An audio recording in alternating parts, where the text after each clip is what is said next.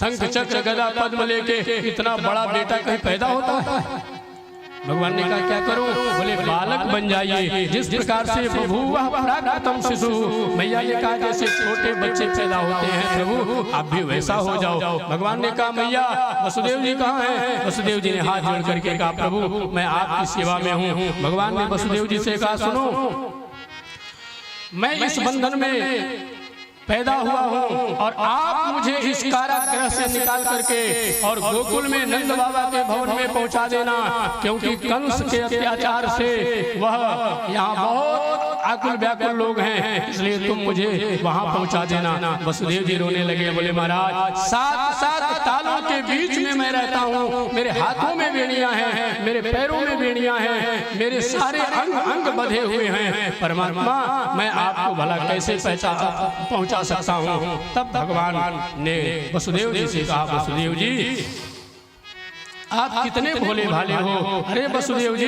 ये सारे ताले, ये सारे बंधन, ये सारे नियम और ये सारे कायदे तब तक होते हैं, जीव बंधन में तब तक होता है जब तक जगदीश उसके जीवन में नहीं आए रहते हैं। जब परमात्मा तुम्हारा पुत्र बन करके आ गया तो अब तुम्हारे जीवन के सारे दुख के बंधन टूट जाएंगे, सारे ताले खुल जाएंगे। और वही हुआ, भगवान जैसे ही प्रकृति शिशु बने, जैसे ही बालक बने, भगवान सारे पहरेदार सो गए, सारे ताले चट चट चट चट करके टूट गए, दरवाजे खुल गए, बेड़ियां कट गई और वसुदेव जी महाराज ने भगवान को उठाया और एक छबड़ी में लेकर के और वसुदेव जी को नंद बाबा के भवन की ओर चल पड़े।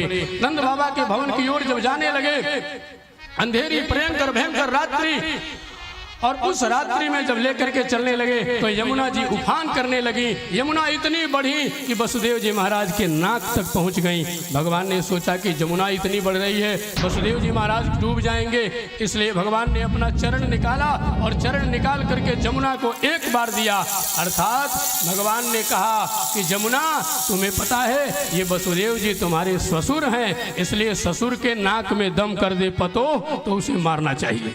इसलिए भगवान ने यमुना जी के चरण को स्पर्श कराया और यमुना ने जैसे ही चरण स्पर्श किया भगवान का, यमुना तो बिल्कुल सूख गई। और यमुना सूख गई और सूखने के बाद भगवान श्री हरि को लेकर के वसुदेव जी महाराज और इधर बलराम जी प्रकट हो चुके हैं। रोहिणी के गर्भ से भगवान का जन्म हो चुका है और ठाकुर जी को लेकर के वसुदेव जी महाराज और हमारे भी परीक्षित जी देखिए आ रहे हैं। हमारे परीक्षित जी भी भगवान को लेकर के आ रहे हैं। वसुदेव जी महाराज जैसे ही गोकुल में पहुंचे, गोकुल के में जाकर के वसुदेव जी ने रख दिया और रख करके भगवान को, और जैसे ही आए मथुरा में आते ही सारे कारागृह के गेट में प्रवेश करते ही गेट बंद हो गए, ताले लग गए, बेड़ियां लग गई, सब कुछ हो गया।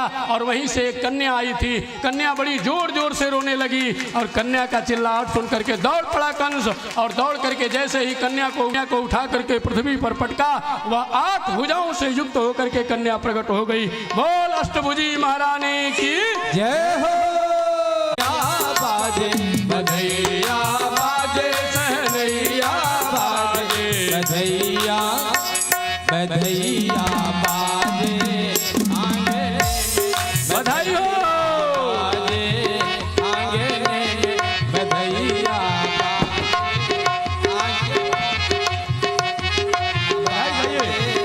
आंगन बधैया बाजे, दमदार बधाई गाइए।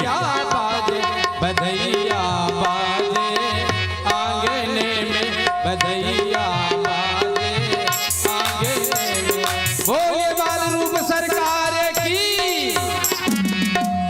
अरे नंद जी के अंगना में बज रही आज बधाई, नंद जी के अंगना में बज रही आज बधाई, नंद जी के अंगना में बज रही आज बधाई।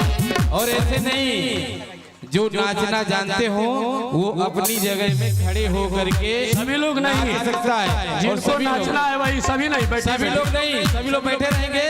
जिनसे नाचना आता वही, जिनको नाचना आता है वही खड़े। नंद जी के अंगना में बज रही आज बधाई,